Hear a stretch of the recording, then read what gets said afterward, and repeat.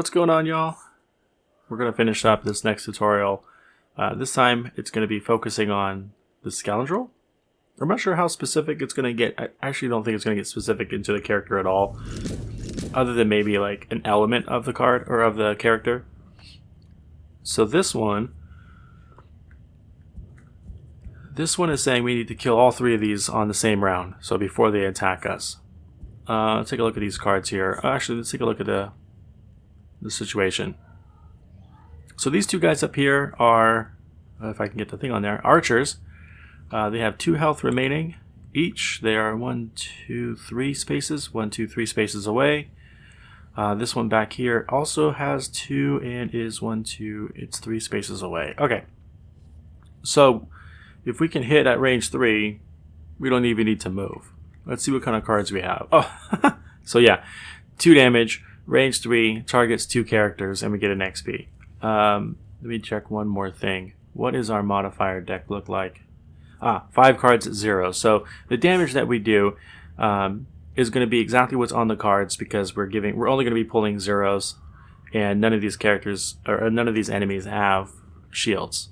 So this we know is going to kill at least 2 characters because it's range 3, does 2 damage. So that's a card we're going to definitely start with because it's the lowest initiative, and it's a card we're going to use.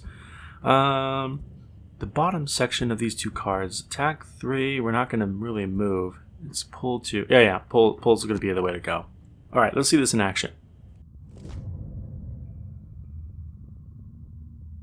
All right, so I'm not going to talk much about this card. It's 29, just means that it's going to go after us. But immobilize that you see on that card, think of it as the opposite of disarm. When I disarmed an enemy, I prevented it from doing an attack action. Mobilize prevents the enemy from doing a move action. Okay? That's all that's there for. So let's continue.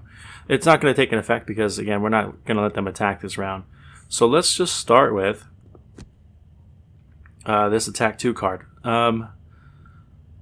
We will not attack this guy. We'll actually do these 2. And I'll show you why in a second if you haven't figured it out already. Attack these 2. Knock them out.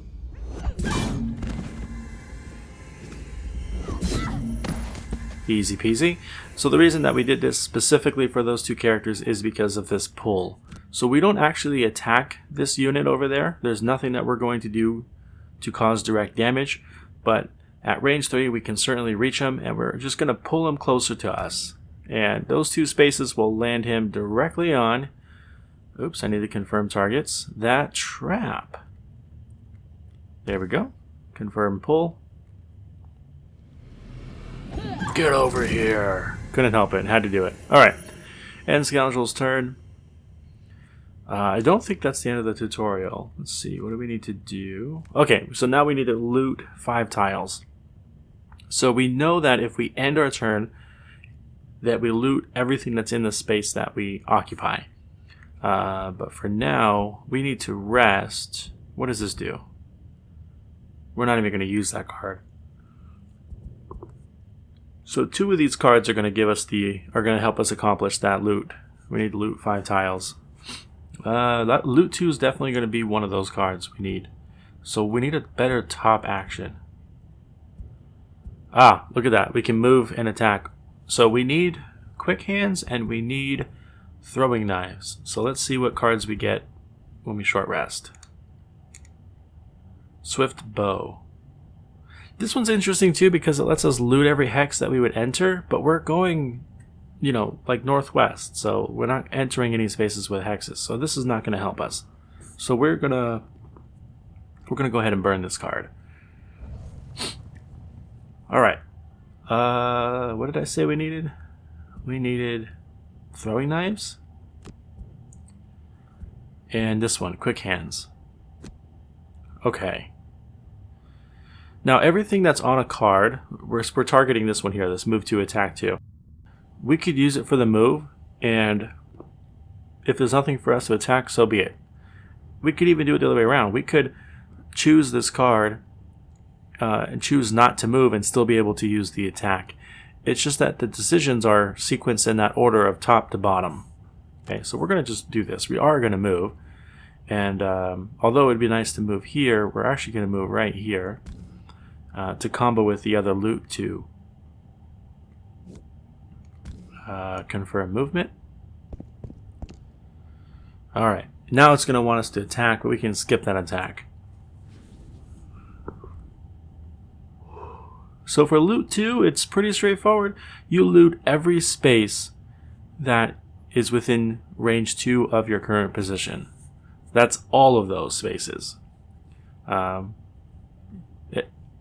It's only highlighting these. I mean, technically we could reach this space and we could reach this space and any of these spaces except for any of these 3 spaces, but there's no sense highlighting it because the card would not affect it. So we know that it's going to affect these spaces here. So we'll just straight up confirm and pick up all the gold.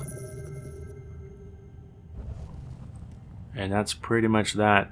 Before I end my turn, which I think this is going to end the scenario, like I mentioned, these tutorials are not really geared to explain much about the character itself, but to give you an idea as to how you would want them in your party. So the Brute was dealing with shields and providing some, and the Scoundrel would be basically the person that goes around collecting all the stuff on the floor, amongst many other things. Let's see, did that? Yep, just like I suspected, that ends the tutorial. So we're going to wrap this video up right now, and then we'll pump out another one for the next character. I'm actually curious. I don't know what it is. It is Spellweaver. So yeah, tune in next time. We're going to learn about the Spellweaver. Thanks, y'all. Bye.